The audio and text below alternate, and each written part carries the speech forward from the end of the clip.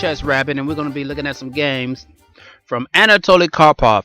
Anatoly Karpov has played in about 17 games against the Sicilian Dragon and has won 15 of them and drew 2 and lost none.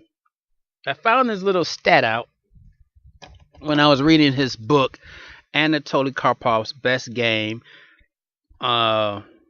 which was published. It's an OWL book, and it was published in 1996, I believe.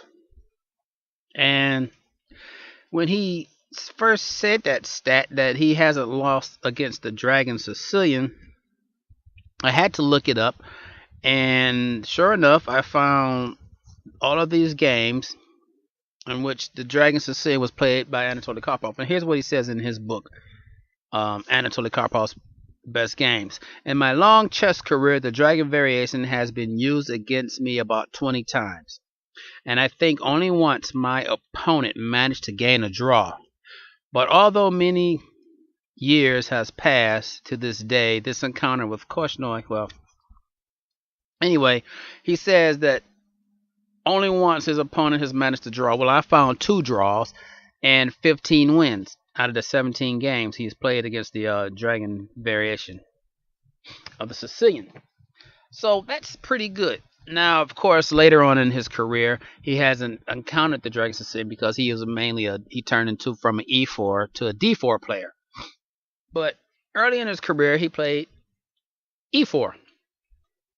So we will be seeing such games when he played E4. And the first game we're going to be looking at is Karpov Gilk Moscow University Championships 1969, which I do believe is the first game in his book, Anatoly Karpov's Best Games. That is the very first game he reviews in his book out of the 43 games that are listed in this book. So this is one of the first games he's played. So this is the first game I'm going to include in the series also of Anatoly Karpov Dragon Killer. So here we go. Let's begin. E4, C5, Knight F3, D6, D4, C takes D4, Knight takes D4, Knight F6, Knight C3, G6, and here we have the starting position of the Dragon variation of the Sicilian Defense. Now, the reason why it's called the Dragon variation is because of these pawns here resemble a dragon. See the serpentine-like structure here? So that resembles a dragon. Of course, so that resembles a dragon. And of course, black in this position here has many moves that it can consider playing the Sicilian Defense. But we're going to be looking at G6. And I will let you know when we're off the beaten path. This game follows theory, I think, a little ways. I'm not really sure how long.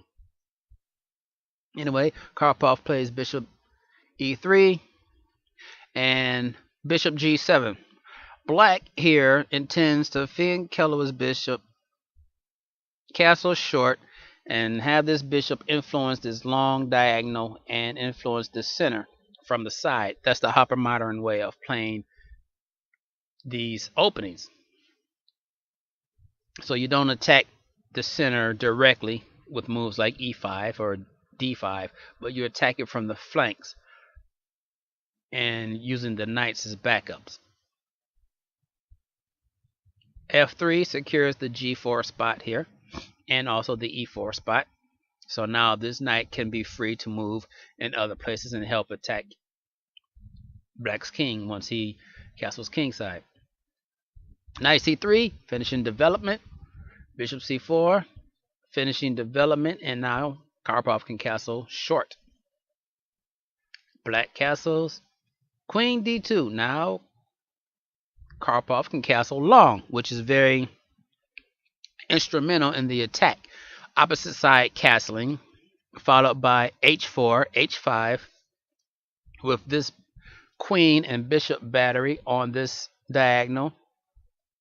You can possibly bring this bishop back to D3 and attack on this diagonal, or you can keep it and attack on that diagonal. And we're looking at some very, and plus, like I said, with the moves H4, H5, with the rook backing up along this H file here, we're looking at some pretty heavy attacks. So this is what white's plan is in the dragon variations, to attack black on the king side. And in most of these games that you will see, even computer games, you will see that this motif actually still holds true. And that's the reason why that most grandmasters, a lot of grandmasters, really don't play the opening any longer. But I've looked at some computer games, and really, out of maybe the 2,500 computer games that I found that started off with in the dragon variation, about 1,000 or so wins with white, about 1,000 wins with black, and about 500 draws. So it's not actually a bad opening, but it does have a pretty bad reputation of this built-in attack on the king side. So I'll probably be looking at some of those games of the draws and some of the black wins and find out why did black win, and some of the white wins also. So we'll probably be looking at some of these computer games later. But for right now, we're talking about Anatoly Karpov. Gil played Queen A5. So he anticipated his opponent castling long. So he's bringing in his pieces on the queen side to attack, while Karpov will be focusing on the king side to attack. So look out for these motifs as the game goes on. Karpov castles long. Now we have opposite sides castling, so these pawns are going to be rolling up the board, and black's pawns will be rolling down the board. Bishop B7, H4, the start of the attack. Karpov's all of his pieces are out. Is the start of the attack. Black has all his pieces are out. His rooks are connected. White's rooks are connected. Now it's time to play some chess. And Karpov plays chess with the move H4. E5, attacking the bishop. The bishop drops back. Rook FC8. H5. Now we have some tension in the. Now we have some pawn tension in this position. Knight takes H5.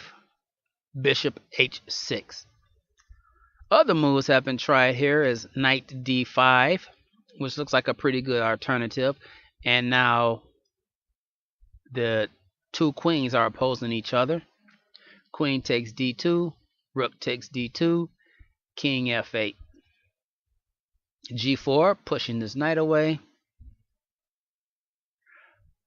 Bishop takes G4, F takes G4, Knight takes G4, Bishop G5, and we're following the game Bronstein, Parma, Moscow 1971, where Bronstein actually went on to win this game.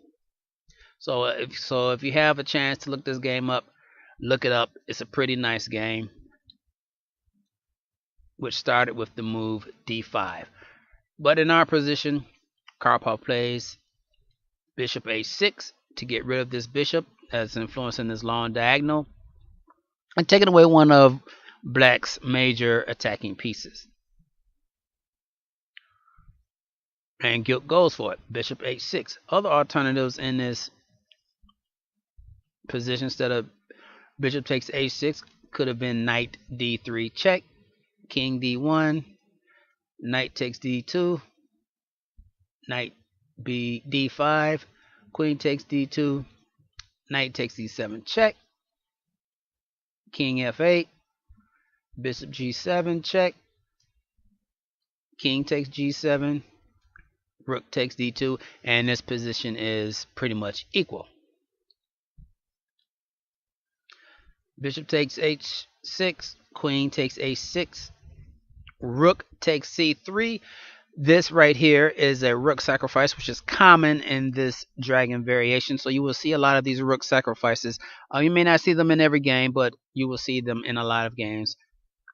White tries to bust open this center so they can. White tries to bust open the king's protection, pawn protection, bust open his castle so he can break inside and checkmate White's king. And of course, White will take that rook. A rook for a pawn, why not? I'll take it too. But you have to be careful. Queen takes C3. Another alternative to Queen C3 could be Knight F6, King D2, protecting the C3 square with the equal position. Queen C3, Knight E2. double exclamation point. Karpov is bringing his knight back to attack the queen, so the queen's going to move, and then he could probably move this knight to the f4 square and probably attack those 2 points there. So Karpov will probably attack those 2 points there, or sit his knight right here on the d5 square. So Karpov is planning ahead, but right now he needs to attack this queen. Queen moves to c5. g4. Now he's attacking this knight here. Knight f6. g5, attacking the knight once more. The knight goes back to h5. Rook takes h5. Now Karpov is bringing some of his material back. He needs to bust open this side over here. Right now he's threatening to take on h7, so which is the mate threat on h7. So here it go, has to take. G takes h5. Rook h1, attacking this pawn here. Queen e3 check. Queen b1. Queen takes f3. Alternatively here, queen takes e2 would be a mistake. Capturing the knight would seal black's fate. Queen takes h5. Bishop h3. Queen takes h3. And here we're up a piece. So queen takes f3. Rook takes h5, once again threatening mate.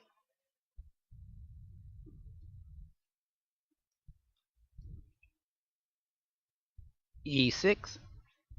g6, bringing another piece up. Knight takes g6. Interesting here, a try for black could have been queen takes e2. Black should leave this knight alone because that could be followed up by g takes h7 check, king h8, and queen f6 checkmate. So this queen is needed on this square to protect